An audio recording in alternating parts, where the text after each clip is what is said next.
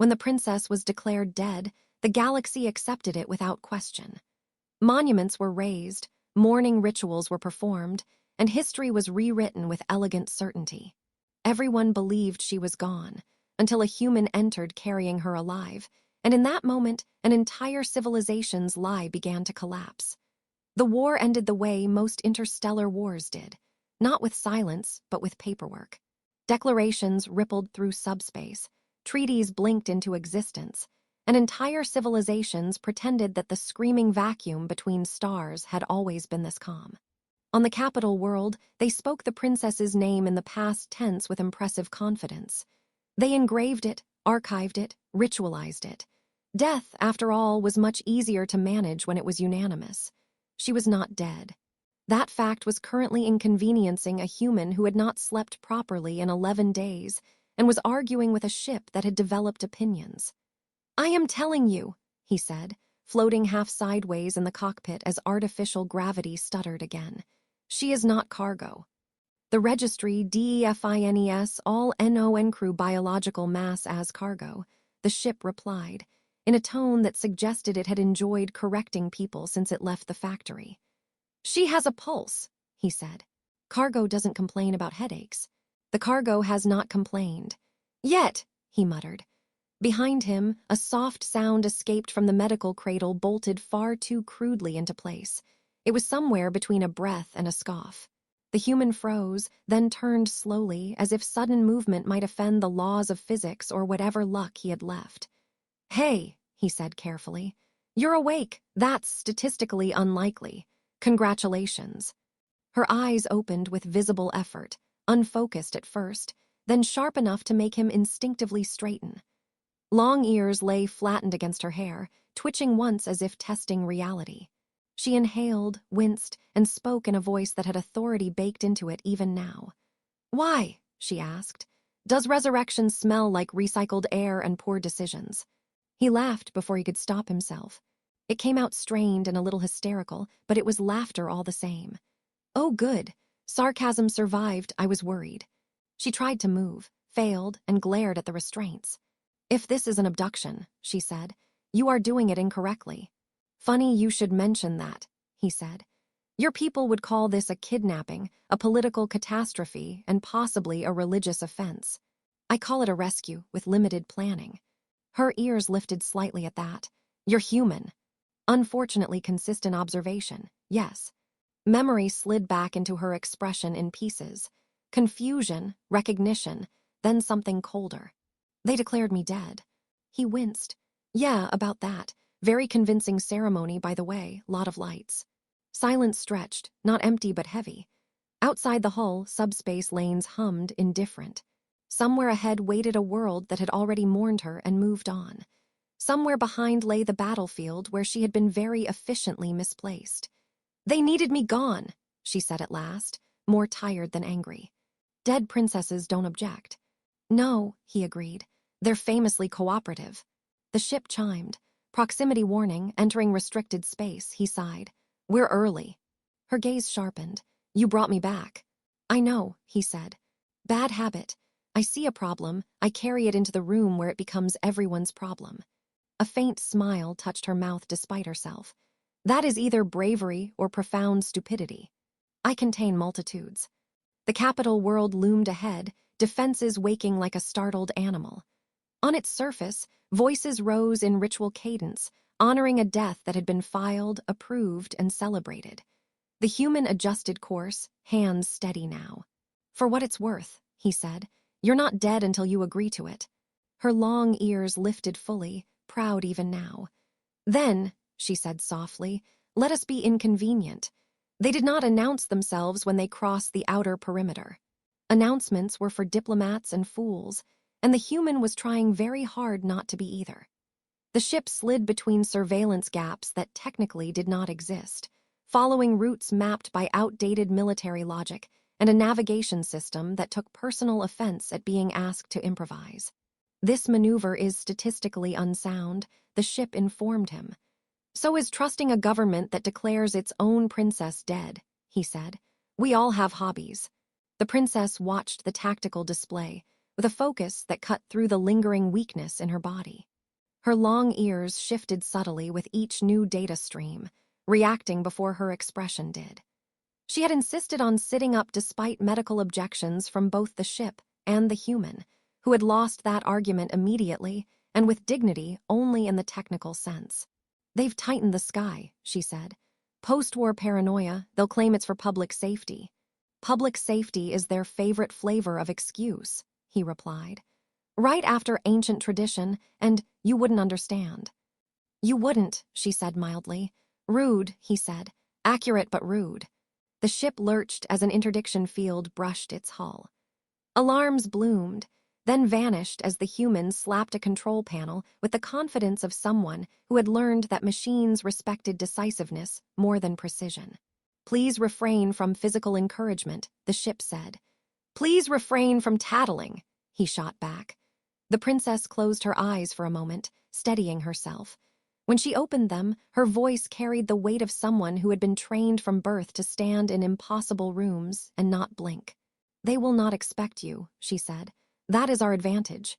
"I feel very seen right now," he said, "and yet deeply underestimated. Story of my life."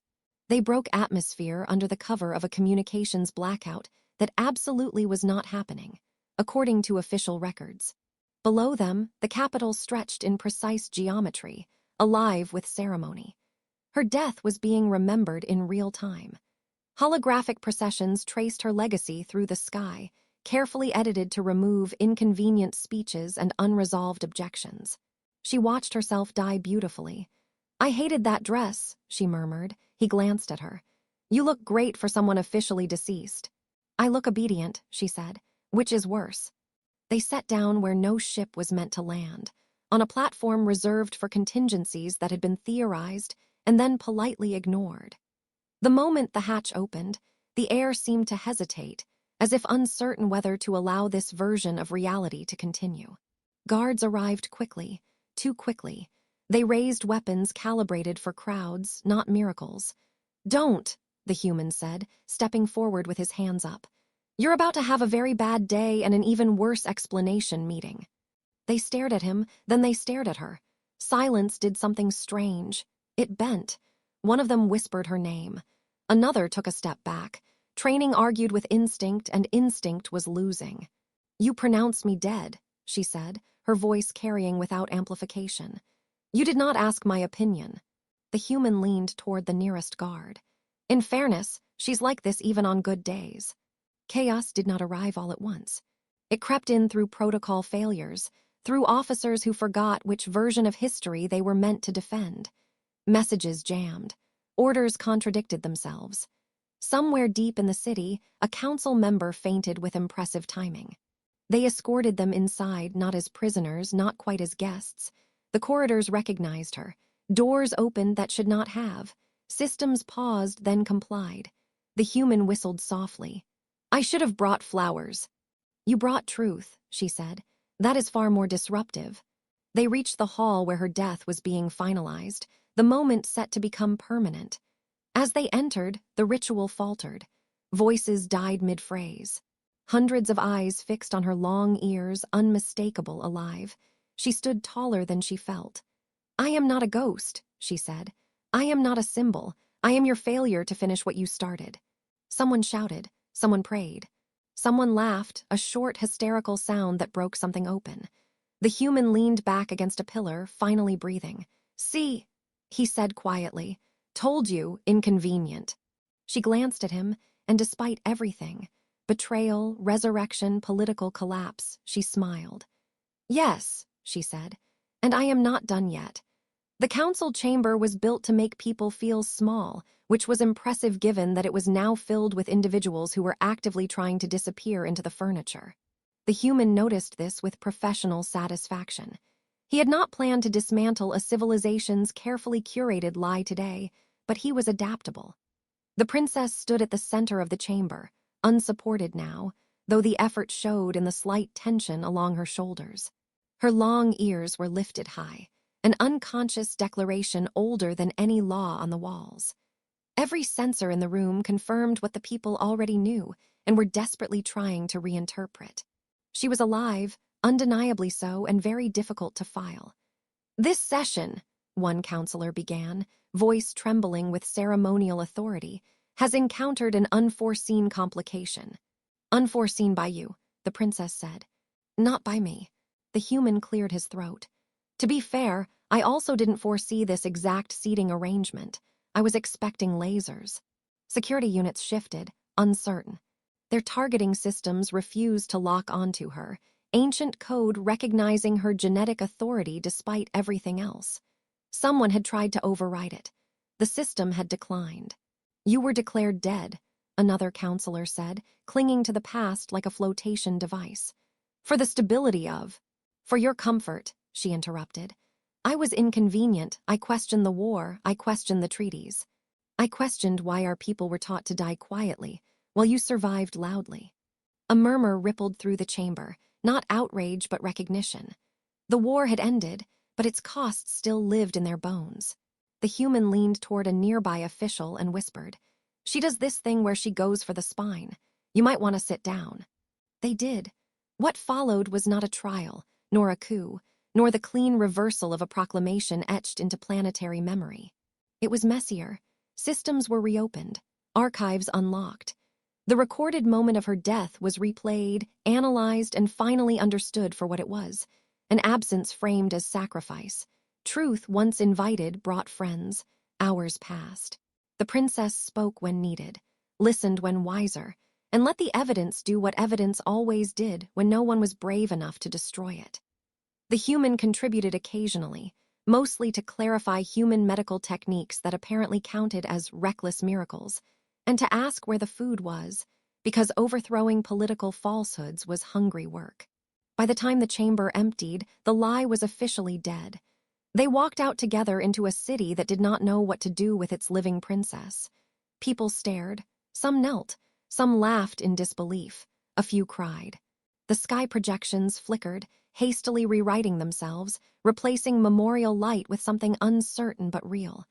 "You could have stayed hidden," she said quietly as they moved through the crowd. "Let them mourn their fiction." He shrugged. "I've seen what happens when lies get comfortable. They start charging rent." She stopped, turning to face him fully. "You changed everything."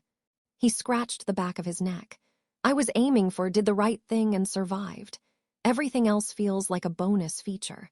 Later, much later, when the city had exhausted its shock and the stars resumed their usual indifference, she stood on a balcony overlooking a world that had nearly erased her.